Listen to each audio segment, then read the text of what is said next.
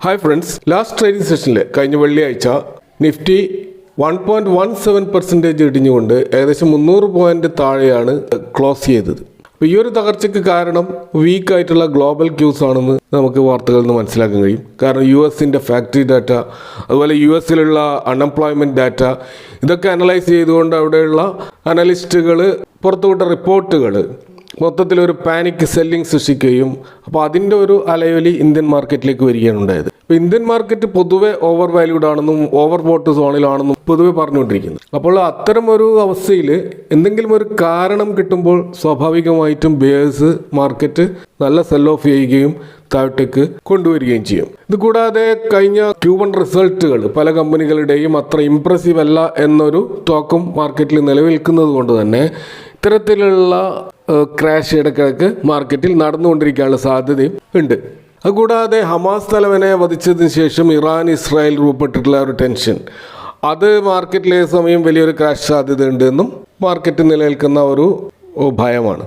അപ്പോൾ ഇതൊക്കെയാണെങ്കിലും ഏതൊരു തകർച്ചയിൽ നിന്നും വീണ്ടും തിരിച്ചു കയറുന്ന ഒരു രീതിയിലാണ് നമുക്ക് ഇന്ത്യൻ മാർക്കറ്റ് കാണാൻ കഴിയുന്നത്. കാരണം ഇപ്പം തന്നെ നോക്കുക, നമ്മളിപ്പോൾ ഗ്ലോബൽ മാർക്കറ്റിൽ വലിയ തകർച്ച ഉണ്ടായെങ്കിലും അതിൻ്റെ ആ ഒരു ഡെപ്തിലുള്ള ഒരു കറക്ഷൻ ഇന്ത്യൻ മാർക്കറ്റിൽ ഉണ്ടായിട്ടില്ല. ഇപ്പോൾ ഉദാഹരണത്തിന് നാസ്ഡാക്ക് ഇൻഡെക്സ് 2.43% കറക്റ്റ് ചെയ്തു, ഡൗ ജോൺസ് 1.51% കറക്റ്റ് ചെയ്തിട്ടു, ഇന്ത്യൻ മാർക്കറ്റ് 1.17 മാത്രമാണ് കറക്റ്റ് ചെയ്തത്. അപ്പോൾ അതുകൊണ്ട് തന്നെ നമ്മുടെ മാർക്കറ്റിൻ്റെ സ്ട്രെങ്ത് കുറഞ്ഞിട്ടില്ല, അത് ഇനിയും മുന്നോട്ടേക്ക് തന്നെ പോകുമെന്ന് തന്നെയാണ് നമുക്ക് മനസ്സിലാക്കാൻ കഴിയുന്നത്. അപ്പോൾ ഇതൊക്കെ ആണെങ്കിലും മാർക്കറ്റ് എപ്പോഴും അൺപ്രഡിക്റ്റബിൾ ആണ്. അപ്പോൾ അത്തരം സന്ദർഭങ്ങളിൽ നമ്മളൊരു നീ ജർക്ക് റിയാക്ഷനിലൂടെ അല്ലെങ്കിൽ ഒരു പാനിക് സെല്ലിങ്ങിലൂടെ അതിൻ്റെ ഒരു ട്രെൻഡിനൊത്ത് നീങ്ങുന്നത് അപകടകരമായിരിക്കും. അപ്പോൾ ഇത്തരം ക്രൈസിസിനെ നേരിടാൻ വേണ്ടി നല്ലൊരു ഓപ്ഷനാണ് ETF ഇൻവെസ്റ്റിംഗ് എന്ന് പറയുന്നത്. ETF ഇൻവെസ്റ്റിൻ്റെ ഒരു പ്രത്യേകത, അവിടെ റിസ്ക് വളരെ കുറവും അത് ഹൈലി സേഫുമാണ്. കൂടാതെ അത് നൽകുന്ന റിട്ടേൺ ഡീസൻ്റ് ആയിട്ടുള്ള റിട്ടേണുമാണ്. എങ്കിൽ FDയെ ബീറ്റ് ചെയ്യുന്ന അല്ലെങ്കിൽ നിഫ്റ്റിയെ ബീറ്റ് ചെയ്യുന്ന ഒരു റിട്ടേൺ നമുക്കിപ്പോഴും ETF-ൽ ലഭിക്കുന്നതാണ്. അതിൻ്റെ ഹിസ്റ്റോറിക്കൽ ഡാറ്റ പരിശോധിച്ച് നമുക്ക് മനസ്സിലാവുക. അപ്പോൾ ETF എന്താണെന്നും അതിൻ്റെ ആ ഒരു സ്ട്രക്ചർ എന്താണെന്നും മനസ്സിലാക്കുന്ന ധാരാളം വീഡിയോകൾ യൂട്യൂബിൽ ഫ്രീ ആയിട്ട് അവൈലബിൾ ആണ്. ഈ ചാനലിൽ തന്നെ നിങ്ങൾക്കത് പുറകോട്ട് പോയാൽ കാണാൻ കഴിയും. അപ്പോൾ ഇവിടെ ഈ ഒരു ക്രാഷിംഗ് മാർക്കറ്റിൽ ETF-മായി ബന്ധപ്പെട്ട് അല്ലെങ്കിൽ ETF-ൻ്റെ ഒരു പോർട്ട്ഫോളിയോ ക്രിയേറ്റ് ചെയ്യുന്നത് എങ്ങനെയാണെന്നും അത്തരത്തിലുള്ള 7 ETF-കളെയുമാണ് ഇവിടെ പരിചയപ്പെടുന്നത്. പവർ ഫോർ ഐയിലേക്ക് എല്ലാവർക്കും ഒരിക്കൽ കൂടി സ്വാഗതം. നമ്മൾ ഒന്നാമത്തെ ETF നോക്കുകയാണെങ്കിൽ നമുക്ക് നിഫ്റ്റിയുടെ ഏറ്റവും പോപ്പുലർ ആയിട്ടുള്ള ഇൻഡെക്സ് ആണ് നിഫ്റ്റി 50 ഇൻഡെക്സ്. ലിസ്റ്റ് ചെയ്ത ടോപ്പ് 50 ബ്ലൂ ചിപ്പ് സ്റ്റോക്കുകളാണ് ഈ ഒരു ഇൻഡെക്സിലുള്ളത്. അപ്പോൾ ഈ ഒരു 50 കമ്പനികളെ ട്രാക്ക് ചെയ്യുന്ന ഒരു ETF നമ്മുടെ പോർട്ട്ഫോളിയോയിൽ ഒഴിച്ചുകൂടാൻ പറ്റാത്ത ഒരു ETF ആയിരിക്കും. അപ്പോൾ അതാണ് നമ്മൾ ആദ്യത്തെ ETF. അപ്പോൾ ആ ഒരു നിഫ്റ്റി 50 ഇൻഡെക്സിൽ ഉൾപ്പെട്ടിട്ടുള്ള സ്റ്റോക്കുകൾ നമുക്കറിയാം. Reliance Industries, TCS, HDFC Bank, Bharti Airtel, ICICI തുടങ്ങി, Doctor Reddy Lab, Shriram Finance, IndusInd Bank, Hero MotoCorp, Apollo Hospital തുടങ്ങിയിട്ടുള്ള 50 ടോപ്പ് കമ്പനികളുടെ ഒരു ETF ആണിത്. അപ്പോൾ ഇതിൽ നമ്മളിവിടെ പറയുന്ന ETF എന്ന് പറയുന്നത് നിഫ്റ്റി ബീസ് എന്ന് പറയുന്ന നിപ്പോൺ ഇന്ത്യയുടെ ETF നിഫ്റ്റി 50 ആണ്. ഇതിൻ്റെ കഴിഞ്ഞ 3 മാസത്തെ ആവറേജ് വോളിയം നോക്കുകയാണെങ്കിൽ 47 ലാക്സ് ആണ്. 1 ഇയർ റിട്ടേൺ 29% ആണ്. ഇതിൻ്റെ കറണ്ട് പ്രൈസ് 275 ആണ്.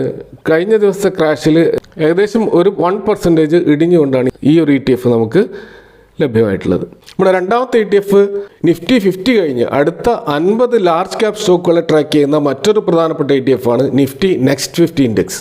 ഒരുപക്ഷെ നിഫ്റ്റി 50യേക്കാൾ റിട്ടേൺ നൽകിയേക്കാവുന്ന ലാർജ് ക്യാപ്പിലുള്ള ഗ്രോത്ത് സ്റ്റോക്കുകളെയാണ് ഈ ഒരു ETF ട്രാക്ക് ചെയ്യുന്നത്. ഇപ്പോൾ നിഫ്റ്റി നെക്സ്റ്റ് 50യിൽ നോക്കുകയാണെങ്കിൽ നമുക്കവിടെ life insurance corporation, avenue super mart, Hindustan aeronautics, Adani green, Adani power തുടങ്ങിയ അവസാനം മാരിക്കോ, അതുപോലെ IRCTC, SRF, SBI cards, Berger paints തുടങ്ങിയിട്ടുള്ള 50 സ്റ്റോക്കുകളുടെ ഒരു കൂട്ടമാണ് ഈ പറയുന്ന നിഫ്റ്റി നെക്സ്റ്റ് 50 ഇൻഡെക്സ്. അപ്പോൾ ഈ ഒരു നിഫ്റ്റി നെക്സ്റ്റ് 50യെ ട്രാക്ക് ചെയ്യുന്ന ഒരു ETF ആണ് ICICI പ്രൊഡൻഷ്യലിൻ്റെ നിഫ്റ്റി നെക്സ്റ്റ് 50 ETF. ഇതിൻ്റെ കഴിഞ്ഞ 3 മാസത്തെ വോളിയം ആവറേജ് നോക്കുകയാണെങ്കിൽ 4.95 ലാക്സ് ആണ്. 1 ഇയർ റിട്ടേൺ 66% ആണ്. അപ്പോൾ കഴിഞ്ഞ ദിവസം ട്രേഡിംഗ് സെഷനിൽ ഏകദേശം 2% കറക്റ്റ് ചെയ്തിട്ടാണ് നമുക്കിത് കാണാൻ കഴിയുക. നമ്മുടെ മൂന്നാമത്തെ ETF നോക്കുകയാണെങ്കിൽ അത് നിഫ്റ്റി 50യും അത് കഴിഞ്ഞ് നിഫ്റ്റി നെക്സ്റ്റ് 50യും കഴിഞ്ഞു. ഇനി നമ്മൾ അതിൻ്റെ അടുത്ത സ്റ്റോക്കുകളായിട്ടില്ല 150 മിഡ് ക്യാപ് സ്റ്റോക്കുകളെ ട്രാക്ക് ചെയ്യുന്ന ഒരു ഇൻഡെക്സ് ആണ് നിഫ്റ്റി 150 മിഡ് ക്യാപ്പ് ഇൻഡെക്സ്. അപ്പോൾ ഈ ഇൻഡെക്സിനെ ട്രാക്ക് ചെയ്യുന്ന ഒരു ETF സ്വാഭാവികമായിട്ടും നമ്മളെ പോർട്ട്ഫോളിയോയിൽ ഒരു മൊമെൻറ്റം നൽകാൻ സഹായിക്കും. അപ്പോൾ നിഫ്റ്റി മിഡ് ക്യാപ്പ് 150യിൽ നമുക്ക് Hindustan zinc, JSW energy, RVNL, Microtech developers, Indus towers, CG power, അതേപോലെ തന്നെ Oberoi realty, FACT, Balakrishna industries, Alkem laboratories, Schaeffler India limited, അതുപോലെ കണ്ടെയ്നർ കോർപ്പറേഷൻ ഓഫ് ഇന്ത്യ തുടങ്ങി 150 മിഡ് ക്യാപ്പ് സ്റ്റോക്കുകളുടെ ഒരു കൂട്ടമാണ്. ഇവിടെ നമുക്ക് നല്ല ഹൈ വോള്യൂം ഉള്ള ഒരു ETF കാണാൻ കഴിയുന്നത് Mirae asset Nifty mid cap 150 ETF ആണ്. ഇതിൻ്റെ 3 മാസത്തെ ആവറേജ് വോള്യൂം നോക്കുകയാണെങ്കിൽ 22 ലക്ഷമാണ്.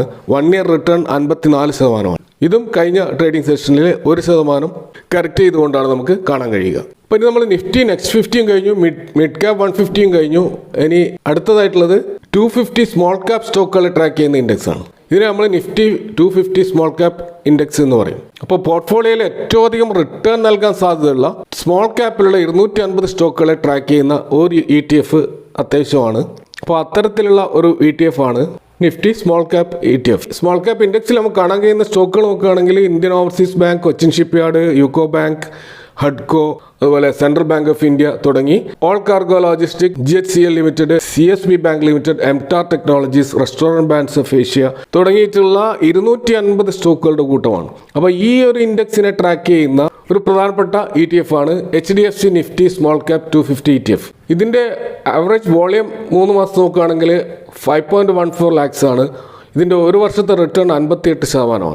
ഇതും കഴിഞ്ഞ ദിവസത്തെ ട്രേഡിംഗ് സെഷനിൽ കറക്റ്റ് ചെയ്തുകൊണ്ടാണ് നമുക്ക് കാണാൻ കഴിയുന്നത്.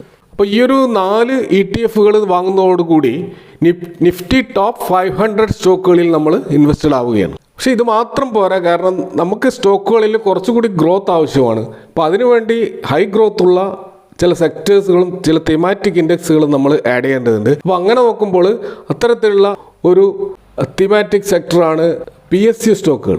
ഈ അടുത്ത കാലത്ത് ഏറ്റവും അധികം റിട്ടേൺ തന്ന സ്റ്റോക്കുകളാണ് PSU സ്റ്റോക്കുകൾ. ഹൈ ഗ്രോത്ത് ഉള്ള തെരഞ്ഞെടുത്ത 11 PSU സ്റ്റോക്കുകളെ ഇൻഡെക്സ് ആണ് CPSE ഇൻഡെക്സ് അഥവാ central public sector enterprises index. ഇപ്പോൾ ഈ CPSE ഇൻഡെക്സിൽ കാണുന്ന സ്റ്റോക്കുകൾ നോക്കുകയാണെങ്കിൽ ആകെ 11 സ്റ്റോക്കുകളേ ഉള്ളൂ. NTPC, call India, ONGC, power grid, NLC, NHPC, oil India, BEL, NBCC, Cochin shipyard, SJVN തുടങ്ങിയിട്ടുള്ള 11 സ്റ്റോക്കുകളുടെ ഈ ഒരു ഇൻഡെക്സിനെ ട്രാക്ക് ചെയ്യുന്ന ETF ആണ് നമ്മളിവിടെ ഉദ്ദേശിക്കുന്ന CPSE ETF. അപ്പോൾ ഈ CPSE ETF-ന്റെ കഴിഞ്ഞ 3 മാസത്തെ ആവറേജ് വോളിയം നോക്കുകയാണെങ്കിൽ 71 lakhs ആണ്. ഹൈ വോളിയം ഉള്ള ഒരു ETF ആണിത്. 1 ഇയർ റിട്ടേൺ നോക്കുകയാൽ 124% ആണ്. ETF-കളിൽ കഴിഞ്ഞ വർഷം ഏറ്റവും അധികം റിട്ടേൺ നൽകിയ ETF ആണ് CPSE ETF. കഴിഞ്ഞ ട്രേഡിംഗ് സെഷനിൽ 1.5% കറക്റ്റ് ചെയ്തിട്ടാണ് നമുക്ക് ഇതിപ്പോൾ അവൈലബിൾ ആയിട്ടുള്ളത്. ഇനി നമ്മൾ ETF പോർട്ട്ഫോളിയോയിൽ ഒഴിച്ചുകൂടാനാവാത്ത സ്റ്റോക്കുകളാണ് IT സ്റ്റോക്കുകൾ.